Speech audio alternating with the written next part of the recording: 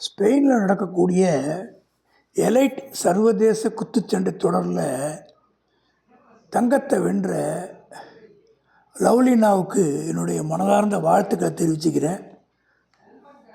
இந்த தொடரில் நிறையா பேர் ஜெயிச்சிருக்காங்க. பிரியா, அருந்ததி சௌத்ரி, நைனா, மஞ்சுராணி, நீது கங்காஸ், பூனம் இவங்கெல்லாம் தங்கம் ஜெயிச்சிருக்காங்க.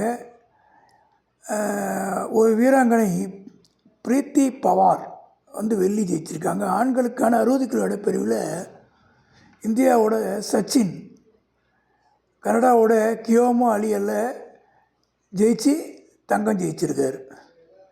இதை பார்க்கும்போது பெருமையாக இருக்குது. நம்ம குத்துச்சண்டை வீரர்கள்லாம் அற்புதமாக செயல்பட்டு இந்தியாவோட பேரும் புகழையும் அதிகரிக்கிறத பார்க்கும்போது நல்லா இருக்குது.